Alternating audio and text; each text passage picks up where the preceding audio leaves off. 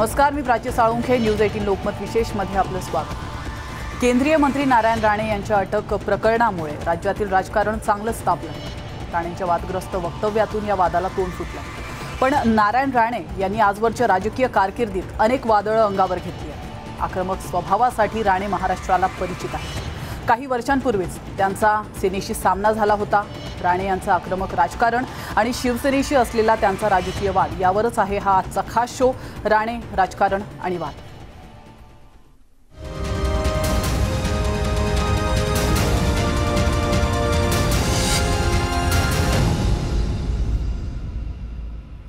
शिवसेनेशी असलेला राणे यांचा राजकीय वाद महाराष्ट्रातील जनतेपासून काही लपून राहिलेला नाही. शिवसेना सोडल्यानंतर हा वाद शिगेला पोहोचला होता. आता पुन्हा एकदा त्याची पुनरावृत्ती होत असल्याचं पाहायला मिळत आहे. Special report.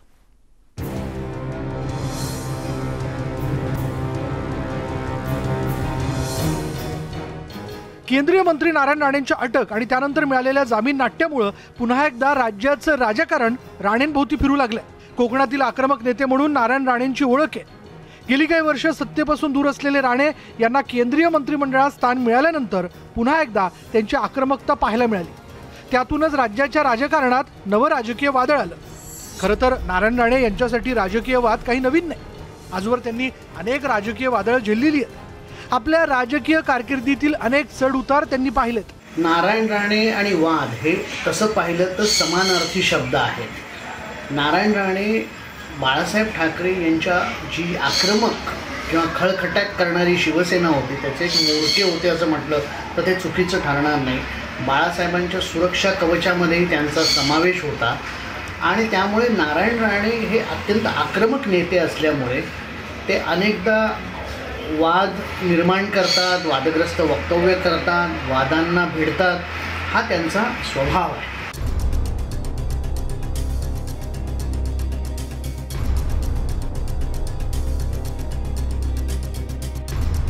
शिवसेनेतून त्यांनी आपल्या राजकीय प्रवासाला सुरुवात केली आणि शाखा प्रमुख म्हणून ते राज्याचा मुख्यमंत्री आणि आता केंद्रीय मंत्री असा पल्ला त्यांनी गाठला.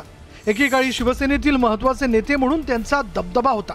6 महिन्याच्या आपल्या मुख्यमंत्री पदाच्या कारकिर्दीत त्यांनी प्रशासनावर पकड मिळवली होती. मात्र 2005 मध्ये शिवसेनेशी फारकत घेतल्यानंतर राणे यांचा राजकीय प्रवास वेगळ्या दिशेने सुरू झाला. शिवसेनेतील आक्रमक राणे काँग्रेसमध्ये दाखल झाल्यानंतर काँग्रेस संस्कृती त्यांना रुचणार का अशी राजकीय वर्तुळात चर्चा रंगली होती. कारण राणे हे शिवसेनेच्या मुशीत तयार झाले होते. आक्रमकता हा राणे यांच्या राजकारणाचा पाया मानला जातो. त्यामुळेच तत्कालीन मुख्यमंत्री विलासराव देशमुख यांनी राणेंच्या काँग्रेस प्रवेशावेळी त्यांना श्रद्धा आणि सबुरीचा सल्ला दिला होता. पण राणे यांची मुख्यमंत्री पदाची महत्त्वाकांक्षा लपून राहिली नाही. काँग्रेसमधून मुख्यमंत्री पदाची संधी मिळेल अशी त्यांना अपेक्षा होती. पुढे 2009 मध्ये राज्यात पुन्हा एकदा काँग्रेस राष्ट्रवादी काँग्रेस सत्तेत आली आणि विलासराव देशमुखांच्या गळ्यात पुन्हा एकदा मुख्यमंत्री पदाची माळ पडली. तर नारायण राणेंकडे उद्योग खात्याची जबाबदारी सोपवण्यात आली. मुख्यमंत्री पदाची संधी हुकल्यामुळे राणे अस्वस्थ झाले होते आणि त्यांनी काँग्रेस हायकमांडसह राज्यातील प्रमुख नेतृत्वावर जोरदार टीका करत बंडाचा झेंडा फडकवला. त्यामुळे राज्याच्या राजकारणात नवं वादळ आलं होतं. राणेंच्या बंडामुळे काँग्रेसची चांगलीच कोंडी झाली होती. दरम्यान काँग्रेस पक्षानं त्यांच्यावर निलंबनाची कारवाई केली. त्यावेळी राणे विरुद्ध अशोक चव्हाण असा राजकीय सामना रंगला होता. शंकरराव चव्हाण यांचे विलासराव हे मानसपुत्र होते आणि अशोक चव्हाण हे शंकररावांचे पुत्र. पण विलासराव आणि अशोक चव्हाण यांच्यामध्येही एका काळामध्ये संघर्ष सुरू होता आणि त्यावेळी आपण बघितलं तर नारायण राणे आणि अशोक चव्हाण हे एकत्र असल्याचं आपल्याला दिसतं. पण जेव्हा अशोक चव्हाण यांना मुख्यमंत्री करण्याचा निर्णय काँग्रेस पक्षश्रेष्ठींनी घेतला तेव्हा याच राणे आणि अशोक चव्हाण यांचं खूप मोठं वितुष्ट आलं. पुढे पक्षश्रेष्ठींची माफी मागितल्यानंतर काँग्रेसनं निलंबनाची कारवाई मागे घेतली आणि राणे यांची महसूल खात्याच्या मंत्रिपदी वर्णी लागली. पण आक्रमक स्वभावाचे नारायण राणे काँग्रेस संस्कृतीत रुळलेच नाहीत. नारायण राणे यांनी काँग्रेसमध्ये थोडी नव्हे जवळपास 14 वर्ष काढलेली आहेत. त्यामुळे नारायण राणे यांनी शिवसेना सोडल्यावरती अन्य पक्षात ते फार काळ रमले नाही तसं नाही. पण काँग्रेसचं जे एक म्हणजे कल्चर आहे, काँग्रेसचं म्हणून एक स्वतःचं एक असं जे एक वेगळं वातावरण आहे त्याच्यामध्ये ते काही फारसे रुळू शकले नाही. 2014 मध्ये नारायण राणे यांना विधानसभा निवडणुकीत पराभव पत्करावा लागला. मात्र त्यानंतर राणे यांची राज्यातील भाजप नेत्यांशी जवळीक वाढली होती. पण सेना भाजप युती असल्यामुळे भाजपला उघड भूमिका घेता येत नव्हती. इकडे काँग्रेसलाही त्याची जाणीव झाली होती. दरम्यान सिंधुदुर्ग जिल्हा परिषदेवरून काँग्रेस प्रदेशची राणे यांचे मतभेद चव्हाट्यावर आले आणि काँग्रेसने कारवाईचा बडगा उगारला। याच कारणावरून राणे आणि प्रदेश काँग्रेसमध्ये वादाची ठिणगी पडली। त्यावेळी अशोक चव्हाण यांच्या हाती काँग्रेस प्रदेशाध्यक्ष पदाची सूत्रे होती। राणे यांनी अशोक चव्हाणांवर तोफ डागत आपल्या पुढच्या राजकारणाची दिशा निश्चित केली। नारायण राणे यांनी 2017 मध्ये काँग्रेसला रामराम करत महाराष्ट्र स्वाभिमान या स्वतंत्र पक्षाची स्थापना केली। पुढे भाजपशी जुळून घेत राणे यांनी भाजपमध्ये स्वाभिमानी पक्ष विलीन करत भाजपचं कमळ हाती घेतलं। 2019च्या निवडणुकीनंतर राज्याच्या राजकारणात उलथापालथ झाली। शिवसेनेनं भाजपशी काडीमोड घेत दोन्ही काँग्रेसच्या मदतीनं राज्यात सत्ता स्थापन केली आणि शिवसेना विरुद्ध भाजप अशा नव्या राजकीय संघर्षाला सुरुवात झाली। अशातच भाजपनं नारायण राणे यांना केंद्रीय मंत्रिपदी संधी दिल्यामुळे या राजकीय संघर्षाला आणखी धार आली। Bureau report, news 18 Lokmat. तर आपण पाहतोय शिवसेना विरुद्ध राणे असा पुन्हा एकदा सामना रंगलाय। खरं तर शिवसेनेला रोखण्यासाठी भाजपनं नारायण राणे यांची केंद्रीय मंत्रिपदी वळणी लावल्याची राजकीय वर्तुळात चर्चा रंगली होती।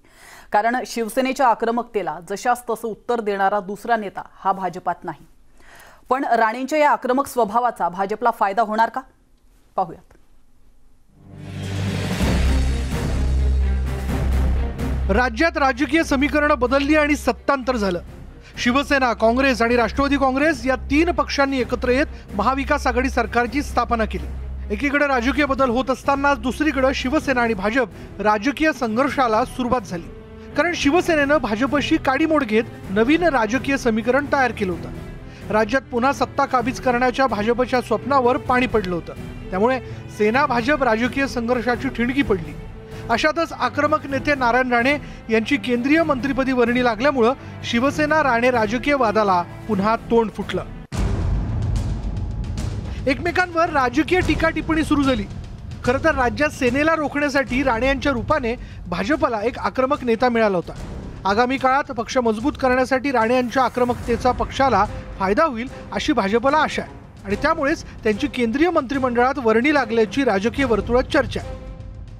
मागच्या वेळी आपण पाहिलं की पनवेलला प्रशांत ठाकूर सोडले तर खाली तळ कोकणापर्यंत भाजपाकडे एकही आमदार नव्हता मागच्या विधानसभेमध्ये। तर तिथं वाढ विस्तार करायचा असेल तर शिवसेनेला शिवसेनेच्या भाषेमध्ये त्याच आक्रमकपणे उत्तर देणारा, शिवसेनेशी मुकाबला करू शकणारा चेहरा म्हणून राणे यांना प्रवेश देण्यात आला, त्यांच्या चिरंजीवांना प्रवेश देण्यात आला।